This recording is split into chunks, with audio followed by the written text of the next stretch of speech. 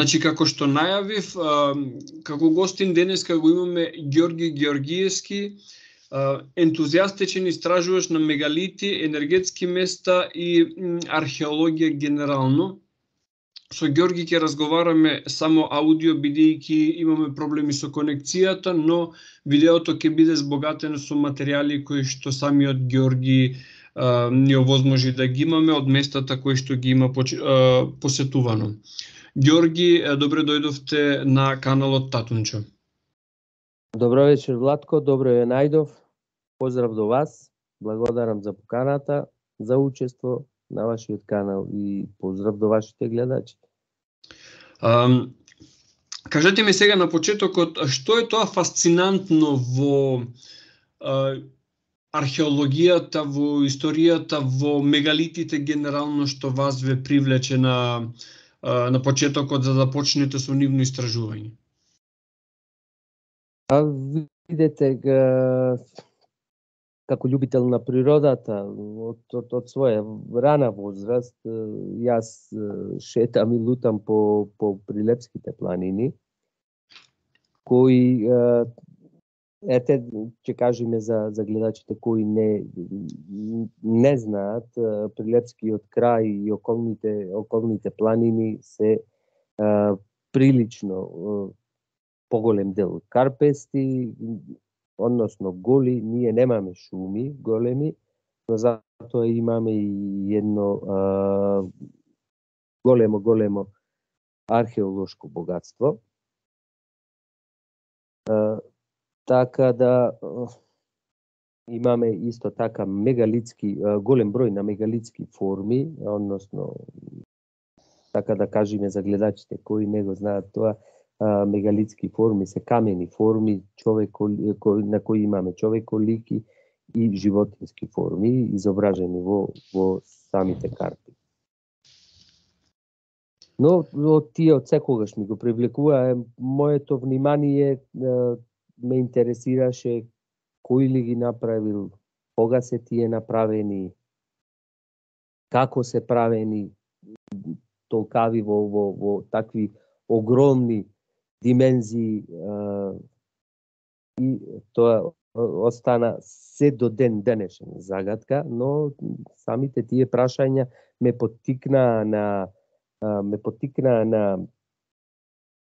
на истражување, да истражам, да видам колку ги имаме, како ги имаме, и од пред 3-4 години почнав и да ги документирам, да ги барам, кои се, како се, па така со тек на време од познавачите на теренот околу нашиот град, па научив и нови, оние кои не сум ги знаел, и така почна мојот голем интерес околу тоа. Па од тука се роди една нова идеја, односно, како да кажам, идејата не е сосема нова, таа идеја е негде постара од 10 години, односно идејата за туризам, претежно мојата желба, уште од поодамна, околу пред 15 години се појави желба да организирам инкам туризам. И ете најдов некако да почнам да се остварувам во таа желба за туризмот, па од минатата пролет можам да кажам дека почнавме да организираме и екскурзии или како ние меѓу себе го нарекуваме едукативно планинарење, односно тоа е некаков склоп за љубители на природата и кои сакаат да слушнат нешто повеќе што се наоѓа околу градот Прилеп, од кога датира, како датира, што може да се види и така натаму. Сакам да напоменам дека екскурзиите ги почнавме со еден голем познавач на историјата и на археолошкиот дел на културното наследство. околу Прилеп, односно поточно да се изразам археолошките остатоци во Пелагонија, не само Прилепскиот дел, и во Мариово и местноста така наречена Прекурит, Прилепскиот дел.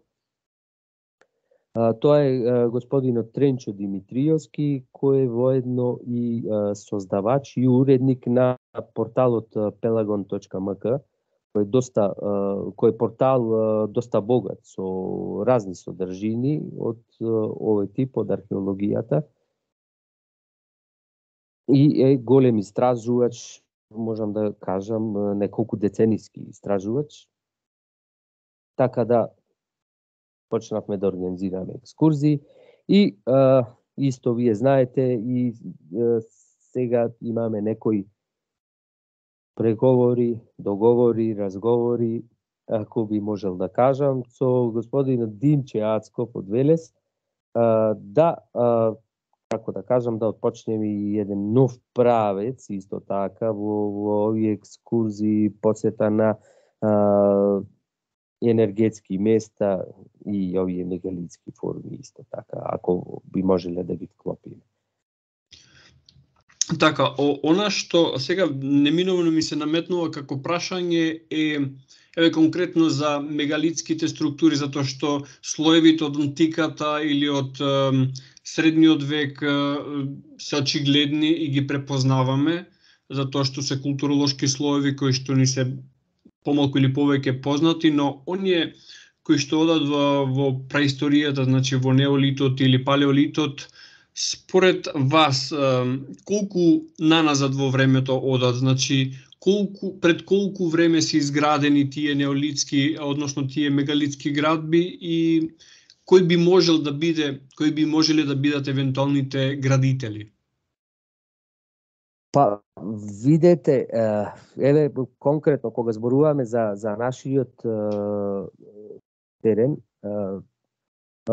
може би сте слушнале за локалитетот Врбјанска чука, близу селото Врбјани во Прилеп. Таму официјално археолозите имаат најдено и артефакти кои се, ако не се лажам, некаде околу 7000 години пред нашата ера. Ете така како официјално најстар период. Но да можам да кажам дека тука околу нашиот терен, околу градот Прилеп, односно во самата Пелагонија и Мариовскиот предел, ние можеме да најдеме бројни археолошки локалитети кои се од неолитот, палеолитот, имаме од различни доби, рана антика, доцна антика, па се до среден век. Според вас, кој ги има градено овие, бидејќи токму за мегалитите станува збор за огромни карпи и станува збор за форми кои што според нашето класично сваќање на историјата, човекот од тоа време немал алат со кој што би можел да ги направи овие структури? Па, видете, Владко, интересно ви е прашањето. Одговорот може на ова прашање, ако би можел да речам така, може да биде официјален и неофицијален. Официјален се разбира она што досега е докажано во рамките на системот во кој функционира овој свет, па и нашето општество во него. Значи, пошто се разбира дека имаме во гледачите, во вашите следачи, односно во следачите на вашиот канал имаме луѓе кои веруваат дека ние сме една и единствена цивилизација која живеела на оваа наша земјина топка или планета. Имаме луѓе исто така кои веруваат дека немало никакви други цивилизации пред нас на оваа планета. Има некои кои мислат и дека сме воопшто и сами во овај универзум. Има некои кои мислат обратно, дека воопшто не сме сами од нешто толку големо, несватливо големо за нашиот мозок. и така натаму. Јас лично, мојот одговор сега би го зел, би го исцрпил од мојата интуиција лична, значи, гледајќи ги огромните димензии, ако зборуваме за овие мегалитски форми, и ако можам да се изразам во овие мегалитски форми, можеме да најдеме и повеќе димензионалност. Што значи тоа, да бидем појасен за вашите гледачи? Значи, гледајќи ги карпите, можеме да кажеме, ако гледаме ние од јужната страна карпата, ние гледаме профил или амфас, или полуамфас, неважно, на некоја форма, или животинска, или човеколика. Но ако се завртиме по кругот неколку степени, дали налево или надесно, ние лесно на поголем број од тие мегалитски карпи можеме да најдеме и друга форма на истата карпа. И гледајќи ја фасцинантните огромни размери на таа иста карпа која изображува 2, 3, па има и карпи со повеќе форми кои сум ги најдувал и препознавал, лично јас, бидејќи така и почнав, поголемиот интерес ми беше баш за формите на овие мегалитски форми. Често се прашував, но и до ден денеска јас точниот одговор не можам да го најдам нигде, освен во својата интуиција, која ми кажува дека истите тие се изградени во некое давно доба пред нас, ако би можел да се изразам од некои други цивилизации, од други раце, со други познавања, со други технологии, со друг напредок и така натаму. Не знам друго како да се изразам, така. Едноставно се фасцинантни. Она што јас исто интуитивно или сум го среќавал во на некои други места каде што се зборува за истата оваа тема, многу ми навелат дека технологијата која што можеби постоела во некој древно минато била духовна технологија, од типот на левитација, телекинеза, значи буквално се она што го имаме како материјална технологија сега, порано луѓето или нашите предци го поседувале како способности на умот да прават работи кои што ние денес ги правиме со машини и со технологија. Претпоставувам во тој правец одеше твојот одговор. Па, да, во тој правец. Не би можел точно да кажам, може би користеле некои технологии, да, имам читано исто, некој кажува, значи повторно ќе кажам, ова е онај неофицијалниот дел на одговорот, вон системот и вон доказите материјални. Значи имам слушнато, знаеме сите дека во Јужна Америка имаме во Мачу Пикчу, имаме на други локалитети, Јужна Америка, онолкави огромни грамадни камени блокови и тврдините сами како се изградени од грамадни блокови меѓу кои не може да влезе ни еден жилец, значи со таква микроскопска дебелина, и како е сета таа точност во тоа време изградена.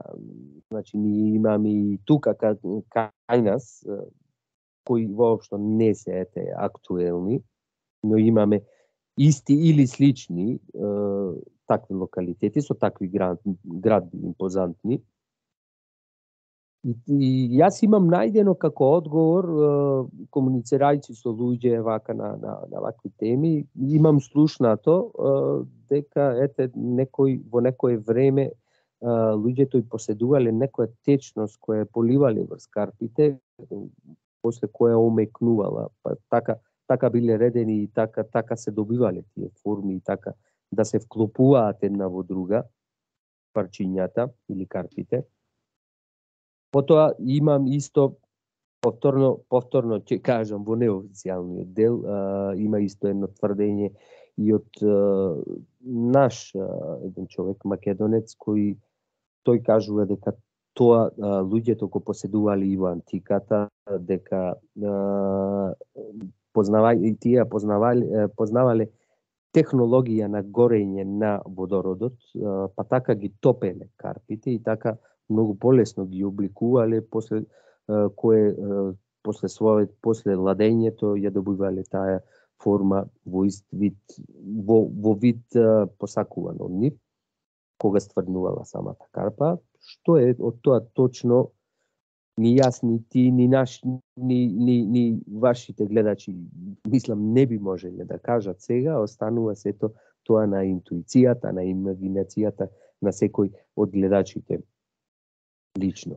Така, Ѓорги, овој канал е канал каде што јас лично истражувам многу такви теми, значи теми кои што не одат во мејнстрим насоката на истражување, дали научна, дали археолошка или историска, така што гледачите се навикнати на тој алтернативен пристап, што и ово оди во тој правец. Сакав да ве прашам едно од специфичните места кои што во Прилеп, односно во околината на Прилеп, кој што речиси нема кој не го знае во Македонија, е манастирот Трескавец. Сега, бидејќи си запознаен со искупувањата таму, истражувањата, малку повеќе за она што го знаеш таму за историските слоеви што се најдени во контекст на манастирот кој што е нели едно православно светилиште, но има интересни работи кои што се многу пошироко од она што значи христијанство и православие, па те молам околу тоа малку да ни објасниш. Така. Се радева манастирот Трескавец како позната, ако би можел да речам, туристичка, не само туристичка, и верска локација во Македонија, е доста позната. Иначе, за да појаснам за оние што не знаат, самиот манастир се наоѓа на поголема висина, односно на скоро 1400 метри, но врвот над манастирот се наоѓа на 1400 и нешто метри надморска висина. Значи, да појаснам дека самиот манастир, односно самата црква, се наоѓа врз темелите на од самата црква наречено пагански храм, односно храм кој постоел негде 2 до 3000 години пред Христа. Значи негде 4 до 5000 години од денешницава. Така. Наша.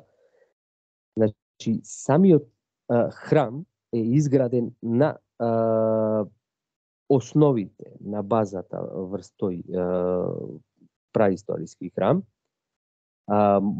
Морам да кажам исто така дека местноста околу самата црква или околу самиот манастир во тоа време е наречена Колобајса, позната и како Колобајса, која во својот расцут броела максимум до 2500 жители, односно на самиот врв, не броејќи ги оние населени пунктови кои ги имала во подолните врвови, планински врвови под манастирот, на истиот планински бедем, кои се наоѓаат. Таму пред 7-8 години, или јас точно не знам, да не ме држат за збор гледачите, имаше археолошки истражувања, односно вака пред 7-8 години имаше конзерваторски некои зафати за конзервација на самиот храм православен. А неодамна беа самите археолошки истражувања за местноста околу манастирот, беше, мислам дека пред 3-4 години, ако не се лажам. Но сето тоа заедно, ако го земеме, таму исто се наоѓаат, ако можам да кажам, разни слоеви од различно доба како постоело.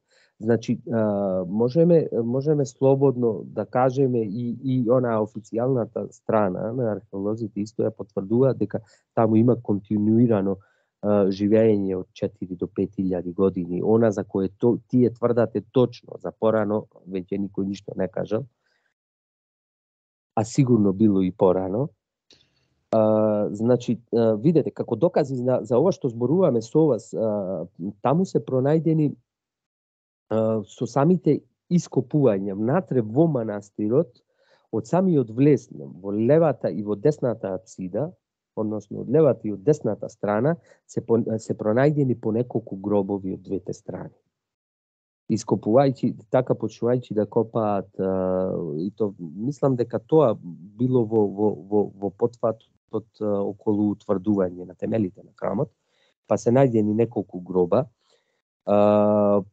Потоа исто од десната страна се најдени, значи ова е освен ова кој го нашли археолозите, исто и конзерваторите се најдена и истата случка и во конзервацијата на фрескописот.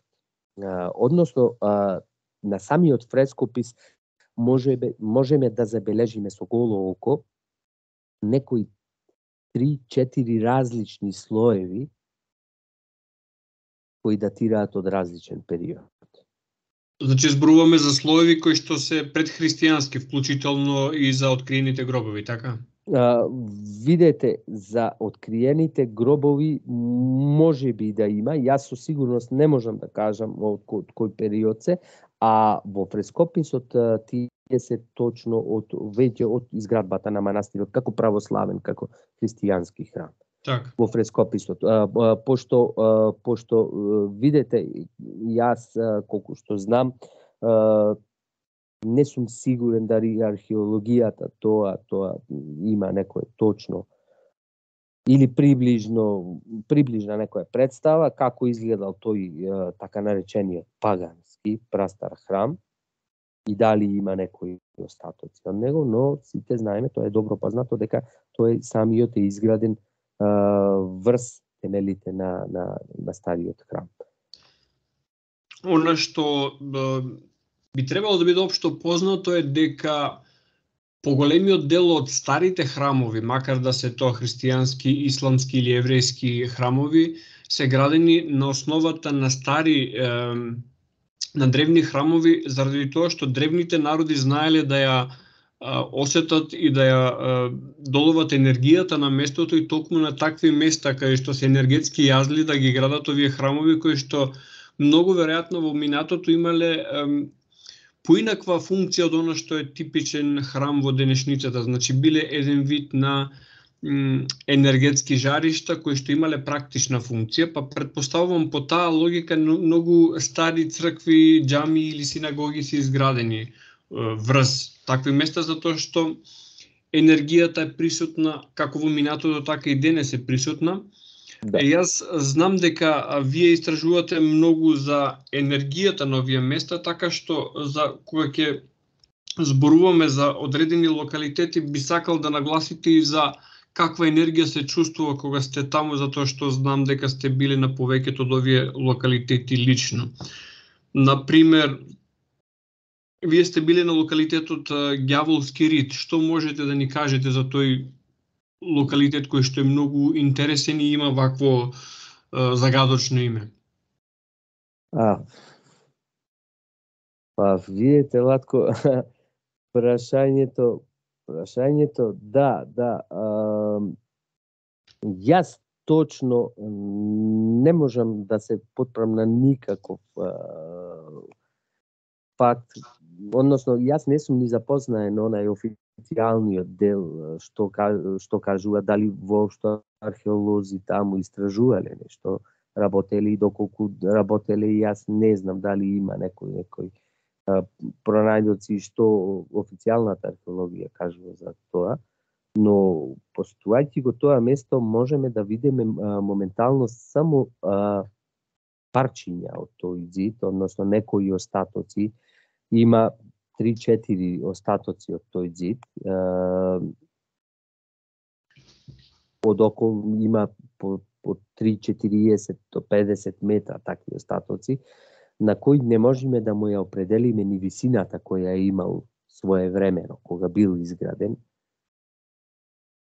Но интересно за тој локалитет е значи самиот впечаток и чувствата наоѓајќи се таму, исто како и на многу други, е неопислива.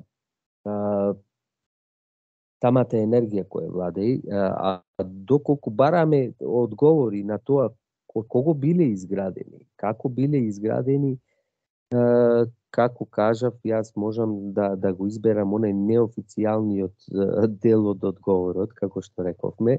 Така, вашиот впечаток.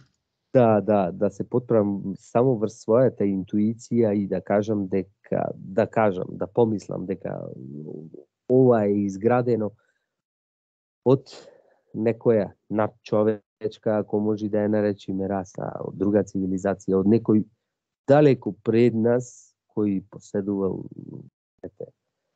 други знаења и други вештини, со која цел исто не би можел да кажам. Интересно е тоа на ѓаволскиот зид, кога можеме да видиме, значи тој се протега по некоја должина и покрај сите ридишта тој од горе долу цело време, но на пример во права линија од 30 до 50 метри, да речеме, таму може да се видат и некои 4-5 различни слоја на зидот, односно, да бидам појасен, различни бедеми, различни прстења. Значи, овај зид оди во една определена должина, а тој до него оди на некои 3-4 метра, кој, например, не би можеле да го протолкуваме како различен бедем, кој,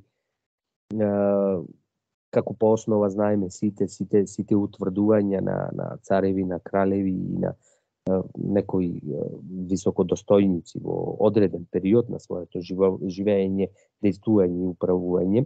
Значи, знаеме дека секоја тврдина е основано неколку прстења на зидиња, односно неколку бедеми одбранбени, зависи која колку, но овие јас не би можел со моето скромно познавање од тоа да ги никако не можеш да ги сврстиш како одбранбени бедеми, бидејќи се премногу блиску еден до друг. Така да одговор немам, освен онај интуитивниот, и тој запира до тука, како кажав, па знаете, и сигурно од вашите следачи има некој кој бил таму, некој кој само гледал некоја репортажа, некоја снимка.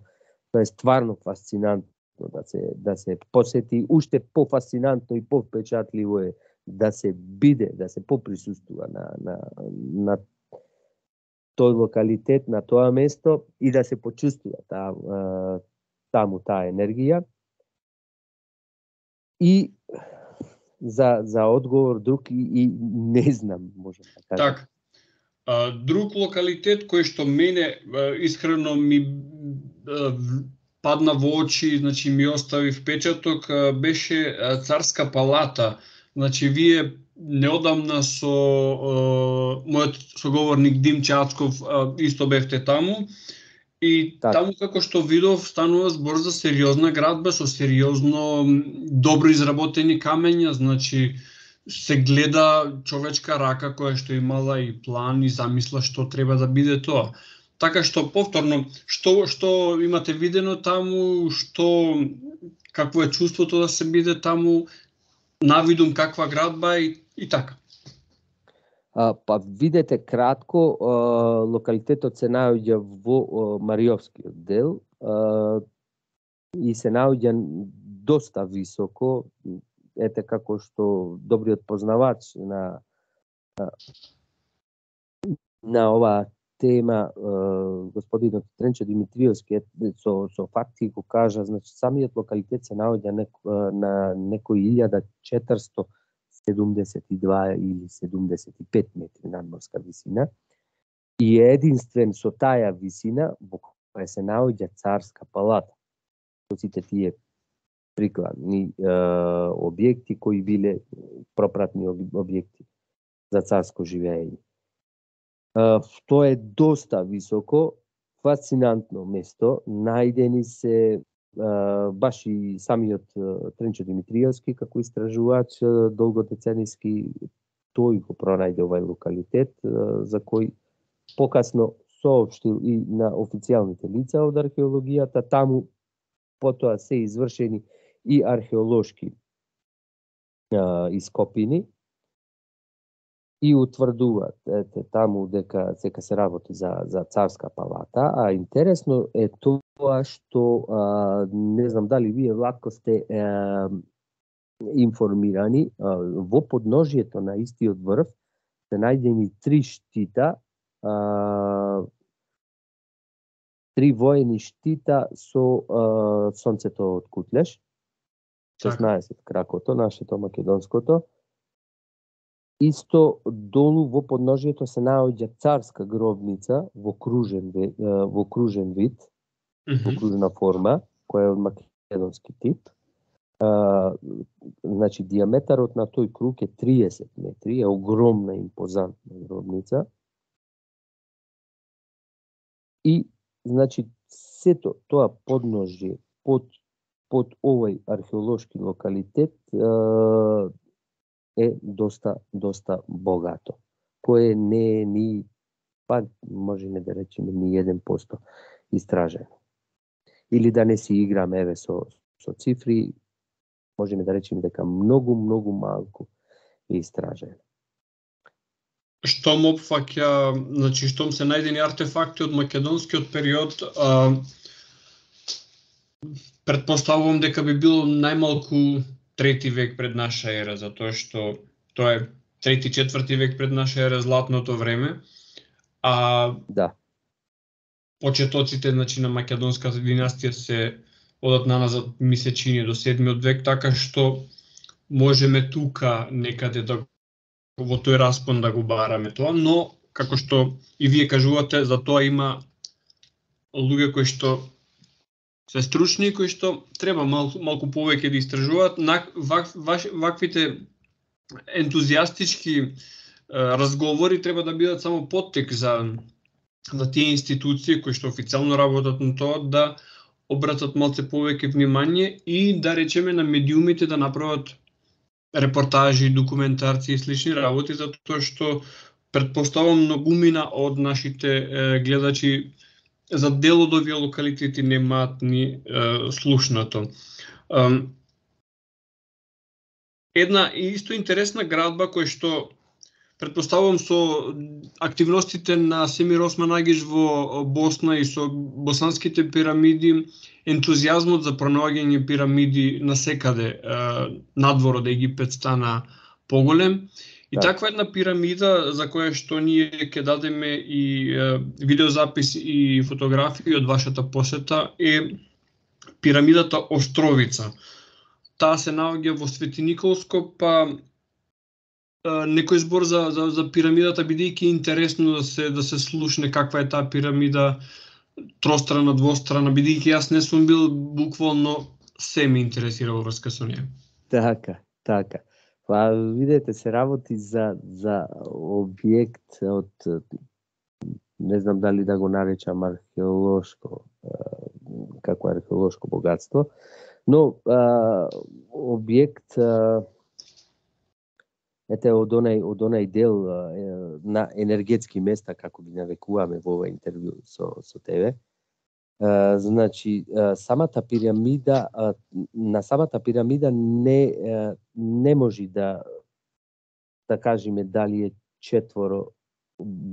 четворострана или тространа пирамида. Значи, таа е пошумена со текот на времето, природно пошумена, сета е во шума, обрасната, и има од сите страни има еднаква форма, односно како кружна пирамида, конусна. Така изгледа. Она што можеме да го кажеме за неја, дека географски се наоѓа меѓу Куманово и Свети Николе и представува еден силен енергетски центар. За пирамидите имаат, значи, во Македонија луѓе кои одамна трагаат по нив, истражуваат, кажуваат и така натаму. Значи, имаме тука Очанчанецот Владо Павлов кој одамна зборува за пирамиди. Исто така и Миленко Неделковски имаше, не знам дали сте запознати, па мислам дека имаше една емисија одамна, можеби повеќе од 10 години се поминати, со Аристотел Тентов ја правеа таа емисија. така со лична посета, дури јас колку што се сеќавам имаше посета и на 5 на 6 различни пирамиди кои се наоѓаат на територијата на остатокот од наша Македонија, ако можам така да се изразам, онај нашиот вардарскиот, она што ни остана од Македонија. Така да, а интересен исто податок кој го спомнавме, тоа е кој се наметнува и мене ми се наметнува како прашање, Владко, зошто таа емисија јас ја имам барано, сакав да се потсетам за некои информации што ги дава таму Миленко Неделковски. Јас ниеден исечок од тие пирамиди, од тоа негово видео, не можам да го најдам после. Значи, неколку пати сум го барал, тоа го нема, избришено од YouTube. Треба да се види во неговата лична архива, ако евентуално има. Треба се стапи во контакт и да се види. Јасно, може би нешто баш ме интересираше од она ја што знам, па така, знаеш, истражувајќи да дополнам или нешто, некој мислење да ми се потврди или не, и така да не може во неколку наврати да најдам ништо. А доста интересен е моментално, значи, господинот Семир Османагич, кој во Босна се занимава со истото, со истражување на пирамидата и е претворено во голем туристички центар. Така, во тој туристички центар мораме да напоменеме дека Семир Османагич има вложено многу личен капитал, значи зборуваме за огромна сума на пари која што ја има донесена од Америка, има вложено таму, што значи за вакви големи проекти финансиите се неопходни. Значи без финансии не може да се потегне такво нешто. Каде е? Видете, јас се согласувам со ова што го кажавте, но има нешто многу помистично кое се наметнува како прашање за кое никој не може никаде и никако да најде одговор. Еве ќе ви кажам јас лично за пирамидата Островица. Имам слушнато од луѓе археолози кои имаат кажано дека им е забрането да копаат во таа местност или областа околу, а не самата пирамида. А ако ја посетите самата пирамида Островица, ќе видите дека таа е уништена и раскопана комплетно. Таму има такви дупки, во такви камиња е копано внатре, што јас тешко да вака мојот ум да поверува дека тоа е копано со рака. Тука има сигурно користено и механизација.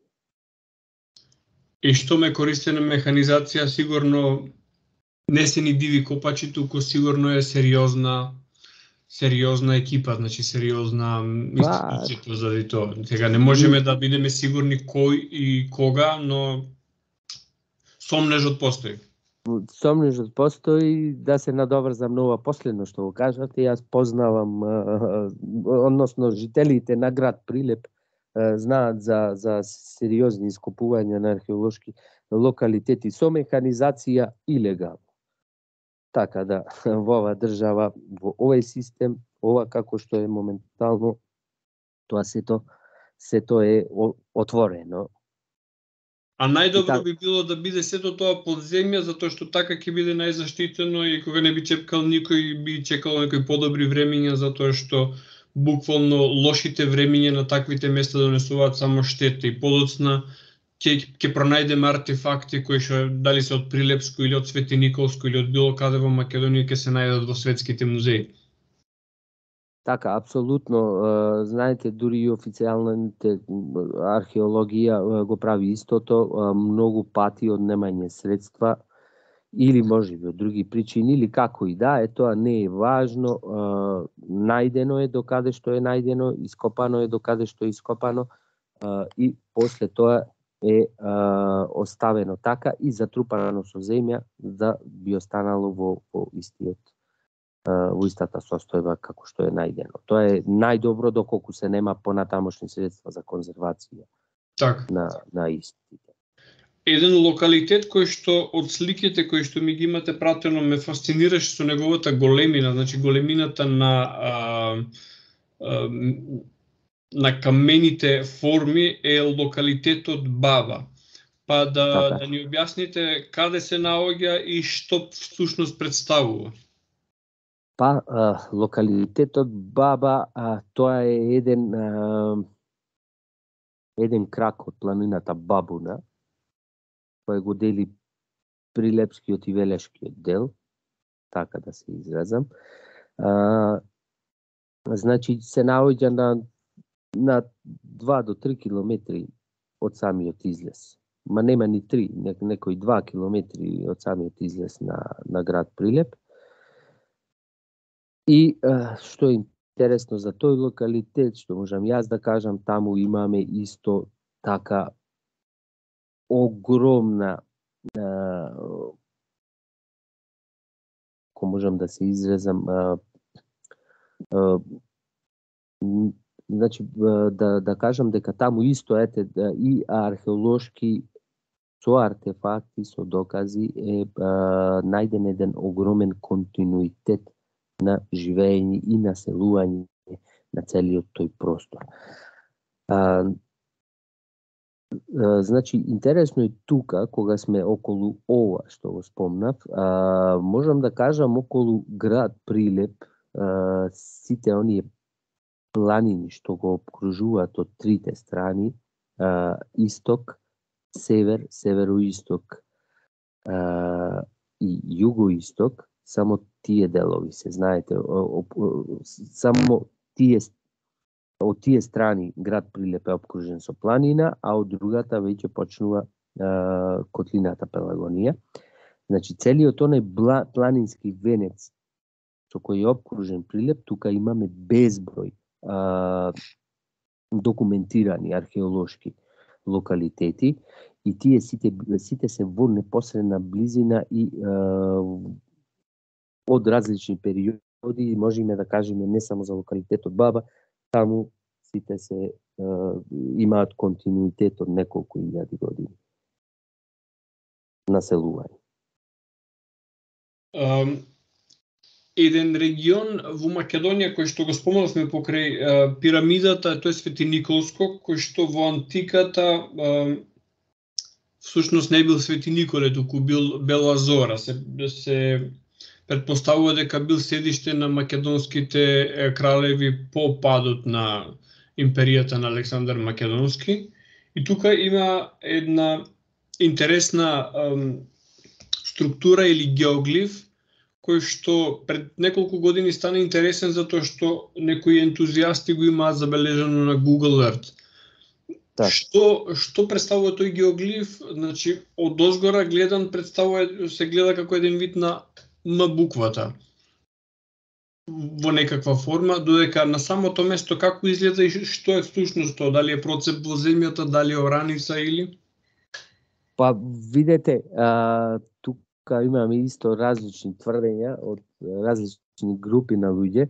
Иначе, локалитетот Била Зора била седиште на македонското племе Пајонци, кој било едно од најголемите, најкрупните. И пред доаѓањето на власт на цар Филип, Била Зора била престолнина на пајонското племе, а самиот геоглиф се наоѓа на воздушна линија максимум 2 километри по мое, ако не се лажам. Што би представувало, ние се надевам и поголем дел од гледачите имаат гледано, исто така беа и гости тука, знам, гостувал и Крешимир Мишак од Хрватска, исто гостувал и Темир Османагич. Јас нивните мислења не ги знам, знам дека она што се што можам јас да кажам, со моите скромни познавања, знам дека од озгора е изображено знакот на созвездието на Касиопеја, тој цртеж, што го спомнавте, и тој е обкружен во една јајчевидна округла, не округна, него јајцевидна форма.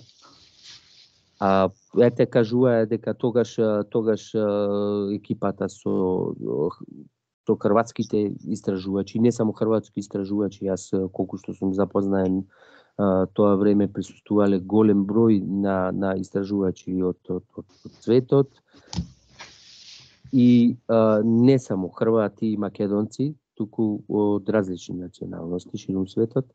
И таму мереле со некои апарати, исто е пронајдено дека во длабочина има некои како комори, но што е точно не најдовме потоа како и што е. Некои предпоставуваат дека е некоја гробница на некој великодостојник и така натаму, но јас не би можел ништо конкретно да кажам за тоа. Сум го посетил, се разбира, да, но и самата местност е доста интересна, изгледа како тумба голема. Така да... Пред да привршуваме едно провокативно прашање поврзано со христијанството, од археолошка гледна точка, затоа што ние имаме две тврдења. Едното тврдење дека новија простори христијанството доаѓа со апостол Павле, значи со неговото движење из овие краишта. И второто е дека повторно на територијата на Македонија па и Балканот воопшто христијанизацијата почнува со браќата Кирил и Методи, што значи помеѓу едните и другите има некои добри 8 века разлика. Првим слоевито како археологија остатоци од христијански храмови. Почнуваат тие остатоци со 8 век со Кирил и Методи, или имаме и постари храмови? Ако се постари, зошто се, тука зборуваме сепак за лично мислење, зошто се кажуваат и двете теории кои што една со друга се косат? Па видете, таа тема конкретно во христијански храмови не била тема на мој интерес никогаш, но можам да ви кажам, што сум посетил локалитет Маријовско, кој се наоѓа на една висина, така доста карактеристичен локалитет, на висина. Таму има една импозантно голема градба, која знам дека е од негде 5 век или 6 век, исто во зачетокот на христијанството, само христијанство. Но не би можел, значи, знаете, не ги гледам и посетувајќи ги и овие локалитети, таа тема не ми била интересна многу, не би можел доста да кажам за тоа. Така, добро, го почитувам тоа. За крај, вие имате соработка со луѓе од регионот, значи со YouTube канали кои што се доста гледани, кои што ми имате најавено дека деновиве треба да ве посетат и да направите обиколка на дел од овие места кои што ги спомнавте. Па малку за таа ваша соработка? Па, видете, неодамна имавме еден повик од српски канал кој е доста познат, од каналот Златно доба во Србија, кој пројави интерес за некои наши активности овде. Па, ете, ги очекуваме во посета, најавени се за следниот викенд, да дојда да посетиме некои локалитети кои им се навидум ним интересни. Па останува, се надеваме дека таа посета ќе се оствари следниот викенд, и за впечатоците како поминало тоа, доколку се случи, а верувам дека ќе се случи, можеме да разговараме после тоа. Така. А иначе, еве, за сега имаме разговори, што, како, каде. Дел од организацијата е веќе направен, останува уште некои предлози за Имаме точно определени локалитети кои треба да ги посетиме, останува разговор околу нешто плюс, што им било нив повеќе интересно да го посетиме и да го снимаме. Така, Ѓорги, јас морам да ти се заблагодарам за ово твое гостување. Знам дека може би малку те измалтретирав со термините. Ти благодарам многу, значи многу драгоцени работи сподели со мене и со нашите гледачи. Ти благодарам, ти посакувам успех во работата и се надевам дека ова нема да биде единствено гостување, затоа што вашите активности не завршуваат тука. Благодарам, Владко. Мене ми беше лично чест да учествувам во вашиот канал. Знаете, со овај проект и ние сме нови. Ова мене лично ми е прво вака, како да речеме официјално гостување во некој канал за кој можат да слушнат повеќе луѓе од нашата држава, односно од Македонија, да не звучам како политичар. Так. И чест ми е, почестен сум со вашата покана и со моето присуство на вашиот канал, па се надевам дека оваа тема која веќе отпочнавме, како што спомнавме и на почетокот, малку актуализација и како ние меѓу себе некош се изразуваме, вадење на површина на оние старини наши македонски кои се веќе така доста подзаборавени и зафрлени, а вредат многу, поготово во ова големо време во кое се наоѓа нашата напатена, дека би било од некаква помош да се актуализира ова прашање и се разбира нашите граѓани да имаат можност да прошетаат, да видат на лице место, да опипаат со своји раце, да видат со своји очи се оние места кои ги поседува оваа стара земја. Така да, еве како ви кажав, почнуваме и нов правец, енергетски места и мегалити, така да се надуваме и да се прошируваме како екипа и дека сето тоа ќе биде успешно. Така, благодарам и секој добро. Ви благодарам и вас, секој добро, Владко, па до слушање и поздрав до гледачите, се разбира.